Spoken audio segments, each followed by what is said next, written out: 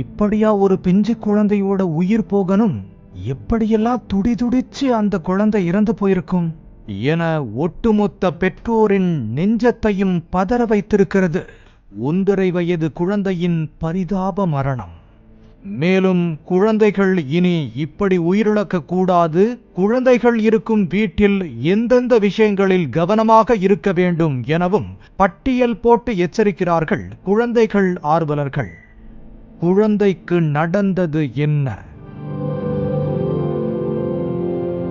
கடலூர் மாவட்டம் வடலூர் நரிக்குறவர்கள் குடியிருப்பு பகுதியைச் சேர்ந்த சூர்யா ஸ்னேகா தம்பதியருக்கு கடந்த 7 ஆண்டுகளுக்கு முன்பு திருமணம் நடந்து 4 குழந்தைகள் உள்ளன. இதில் கடைக்குட்டி செல்ல குழந்தைதான் 1.5 வயது மைத்திலி. வீட்டில் ஓடியாடி விளையாடிக் கொண்டிருந்த பெண் குழந்தை மைத்திலிக்கு தாகம் எடுத்துள்ளது. உடனே தண்ணீர் என நினைத்து சமையல் அறைக்குள் பாட்டிலில் வைக்கப்பட்டிருந்த டீசலை எடுத்து குடித்துள்ளது.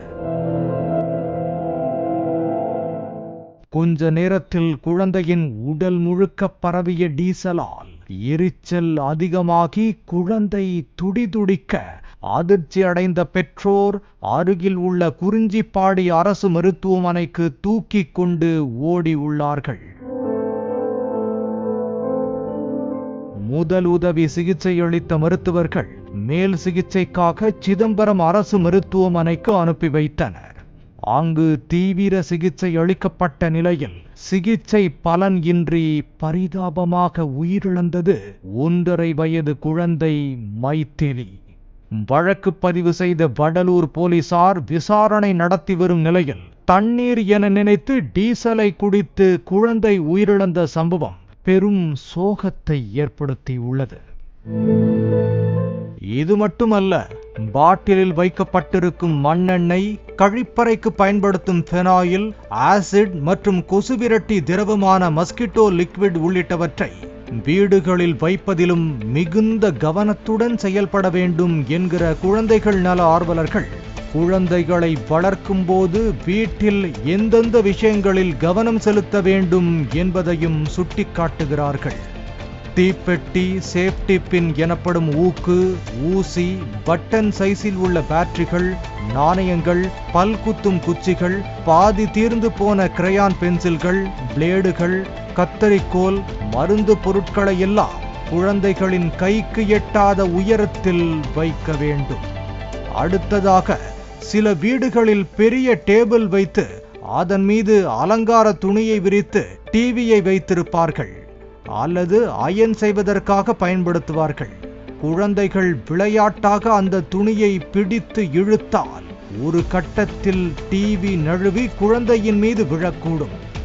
அது மட்டுமல்ல, மடக்கும் வகை டேபிள்கள் சில குழந்தைகளின் கழுத்தில் இறுக்கி உயிரிழப்பை ஏற்படுத்தும் சம்பவங்கள் நடந்துள்ளதால் அதிலும் கவனம் தேவை என எச்சரிக்கிறார்கள்.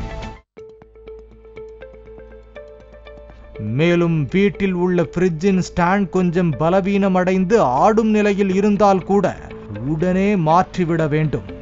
இல்லையெனில் ஃப்ரிட்ஜை குழந்தைகள் திறக்க முயற்சிக்கும் போது அது குழந்தையின் மீதே விழுந்து ஆபத்தை ஏற்படுத்தலாம்.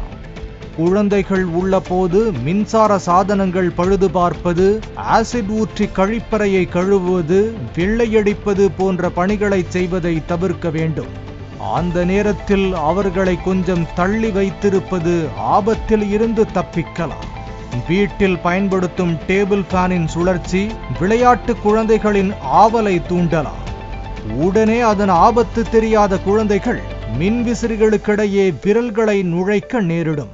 சுவர்களில் மாட்டி வைக்கும் அலங்கார பொருட்கள் மற்றும் கடிகாரங்களை குழந்தைகளின் கைக்கு எட்டாத உயரத்தில் ஸ்ட்ராங்காக ஆணி அடித்து மாட்டிவிட வேண்டும்.